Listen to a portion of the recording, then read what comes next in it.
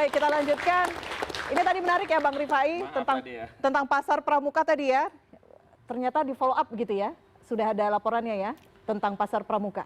Betul. Jadi saya mau luruskan tadi. Jadi waktu di Barreskrim itu kami juga menunggu apakah pasar pramuka itu menjadi novum. Dan kami sudah siap menghadapi itu. Ternyata nggak dimunculin tuh oleh teman-teman TPU. Jadi kami sebutnya ini tanaman layu sebelum berkembang, menghilang sendiri gitu ya. Intinya kami sih kembali lagi Pak Jokowi meyakini betul beliau menjalani perkuliahan, ijazah itu beliau terima dari UGM. Ini adalah kebenaran yang harus ditunjukkan dengan cara apapun. Jadi mumpung beliau suka bercanda, mumpung isunya ini dengan mudah kita hadapi. Mungkin isu-isu lain kita nggak tahu. Bang Ahmad ya. Itu bukti-buktinya kenapa nggak ditunjukin klien Anda? Yang pertama, gelar perkara khusus itu tidak membahas novum, tapi mengevaluasi apa yang dilakukan oleh Barreskrim yang telah melakukan penghentian penyelidikan. Maka bahasanya apa juga yang disampaikan oleh Johandani Rajapuro sebagaimana sudah diumumkan publik terkait penyelidikan dihentikan. Adapun novum, kami perlu informasikan oleh media ini 2 hari yang lalu Bang Rizal Fadila sudah mengirimkan 3 novum berkaitan dengan apa yang sebelumnya sudah dihentikan, walaupun belum tuntas ya karena hasil dari Biro Wasidik kan belum dideklarasikan sampai hari ini. Artinya bisa jalan novumnya, bisa jalan karena Biro Wasidik ini 2 hal yang berbeda. Ini jalan. Yang kedua saya mau komentari tentang soal maaf tadi. Begini ya, sikap batin orang minta maaf itu basisnya adalah adanya kesadaran pada kesalahan. Artinya harus ada dulu kesalahan. Nah sekarang klien kami itu bagaimana mungkin mereka mengakui kesalahan sementara mereka meyakini kajiannya di pihak yang kemudian mengatakan meminta maaf akan diterima tidak pernah menunjukkan kebenarannya.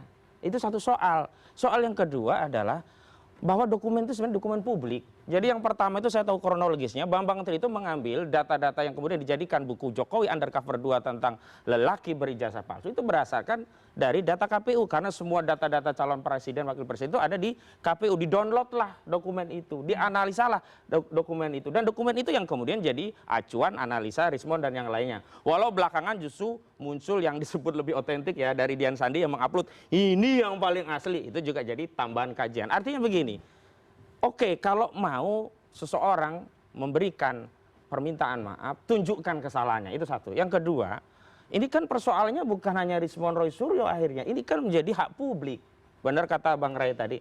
Ini kan rakyat punya hak bertanya. Walaupun ya yang ditanya punya hak untuk menolak. Tinggal kembali kalau dia terus menolak dengan dasar ini hak pribadi saya, berarti dia sendiri yang sedang membangun tangga-tangga yang akan menjatuhkan dirinya karena marwahnya dipersoalkan rakyat. Soal yang sederhana saja kenapa tidak dijawab? Soal yang sederhana saja kenapa tidak ditunjukkan? Artinya tidak akan ada permintaan maaf dari Roy Suryo CS karena sudah melakukan dugaan pencemaran. Ada syarat tadi kalau memang mereka terbukti salah dengan ditunjukkan ijazah aslinya. Setelah diobservasi juga memang itu benar, ya sudah minta maaf selesai. Nah tadi soalan ini kan sebenarnya tidak sampai ke sini loh. Kalau dulu waktu di awal di pengadilan Bambang Tri itu ditunjukkan, 6 bulan juga nggak ditunjukkan, padahal sudah ada perintah hakim. Jadi narasi palsu kalau nanti di pengadilan ditunjukkan. Nah sekarang begini, ada menunjukkan karena perintah hakim, ada menunjukkan karena subjektivitas para pihak. Dan dalam mekanisme peradilan perdata itu ada mediasi, sebagai pihak-pihak yang ada dalam forum tersebut secara subjektif bisa inisiatif menunjukkan dan dianggap selesai. Dan kemarin oleh Pak Taufik itu ditunggu. Rupanya saudara Jokowi tidak mengambil pilihan subjektif untuk menunjukkan ijazahnya yang itu di forum pengadilan yang sebelumnya dikatakan kalau ada perintah pengadilan akan ditunjukkan, terlepas kalau di mediasi sangat subjektif begitu. Artinya apa? Kalau kita kembali ke tema, mohon maaf, ini yang disebut dengan buruk muka cermin dibelah. Justru saya lihat ada upaya playing victim, mencoba mencari simpati publik tentang dirinya yang seolah-olah dikuyo-kuyo, padahal persoalannya sederhana. Rakyat tidak sedang menguyo-nguyo mantan presiden, tapi bertanya ijazahnya asli atau palsu. Playing victim Pak Jokowi, Bang Norman. Bagaimana? Pak Jokowi seakan-akan sekarang playing victim, menjadi korban dengan banyaknya kasus yang tengah terjadi. Kalau nanya sih nggak apa-apa. Ini nanyanya ada sesuatu. Penghinaan yang nongol. Pencemaran nama baik. Itu yang jadi masalah.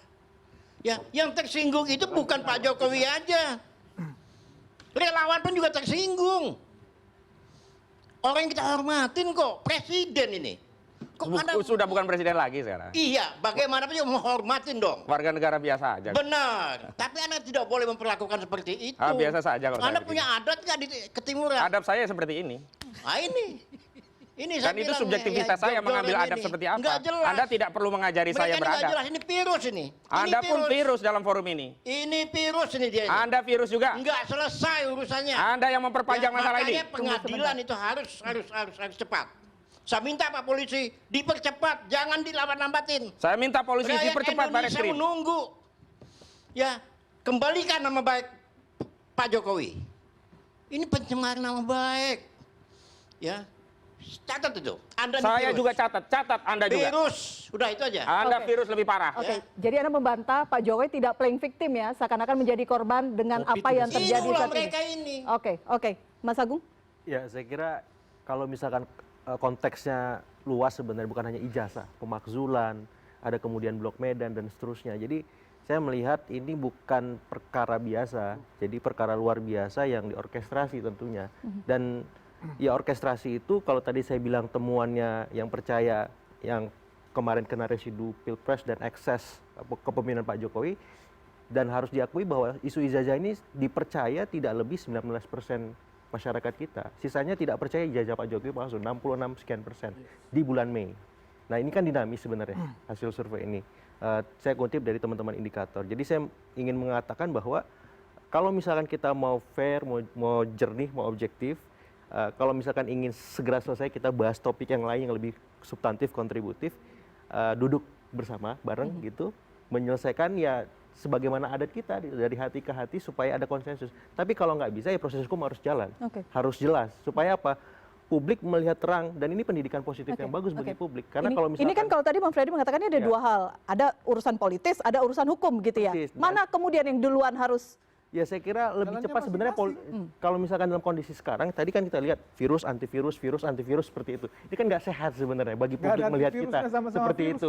Ya maksud saya begini, perdebatan seperti ini idealnya memang diarahkan lebih substantif. Ya hukum jalan. Nah, kalau politik ya kalau ada serangan pasti ada anti serangannya semacam itu yang siap-siap saja gitu dengan caranya masing-masing. Yang jelas energi kita banyak terkuras di isu ini karena ini top of mind publik sudah. Ijazah, pemakzulan. Sudah jadi top of mind. Padahal di sisi yang lain misalnya Pak Prabowo lagi di Perancis, di Bastille, dihormati sama Presiden Macron misalkan. Kita berhasil di CEPA, kita berhasil di Trump, kita dapat deal lumayan oke dari 32 jadi 19 macam itu. Ini terlewat semua dibahas. Karena apa? Karena soal ini. Jadi saya berharap segera saja dibawa, dituntaskan perkaranya seterang mungkin, sejelas mungkin. Pun kalau ada eksesnya kita hadapi bareng-bareng sebagaimana peran kita masing-masing. Tapi ini kan memang nggak ada akhirnya begitu ya. Meskipun tadi ya, kalau kemudian dipertunjukkan ijazah asli, ada pertanyaan baru, siapa yang menguji, dan ini akan terus panjang. Persis. Karena memang tujuan akhirnya kan 2029 kalau secara politik. Even 5 tahun. Tapi kan tadi politik itu bukan hanya setiap 5 tahun bagi sebagian kalangan yang tadi belum menang dalam pilpres maupun pileg semacam itu. Jadi sekarang ini adalah day to day politicsnya gitu. Jadi setiap hari ini akan terus ada isu-isu apapun yang mengitari keluarga Solo karena ekses kepemimpinannya panjang, residunya juga begitu. Karena keluarganya masih ada di pos-pos strategis kekuasaan. Orang-orang yang di-endorse juga begitu dari level pusat sampai lokal. Jadi ya Pak Jokowi harus menghadapi ini dan saya kira beliau bukan aktor politik kemarin sore lah seperti itu, dan pun walaupun teman-temannya kata Bang Rey tidak memberikan dukungan verbal, politik itu justru di belakang panggung. Ya misalkan pemakzulan layu sebelum berkembang, walaupun saya menganggap itu diambangkan saja, tunggu momen gitu. Ijazah sekarang seperti mengalir begitu, itu tunggu momen aja. Ketika memang momen ini bisa di-spin, ya hati-hati juga yang menyerang semacam itu, karena suka atau tidak kan publik juga bisa melihat secara jernih. Kalau proses hukum mengatakan A ya berarti itu sudah harus dihormati oleh semua pihak tanpa kemudian mempermasalahkan lagi sampai pada satu momen ya kita lihat ini siapa yang menikmati, siapa yang terzolimi, dan politik kita kan berkisar antara menikmati dan menzolimi. Oke. Siapa kemudian yang menikmati kisruh ini? Kita akan bahas usai jeda, tetap bersama kami di Head to Head with Elvira sesaat lagi.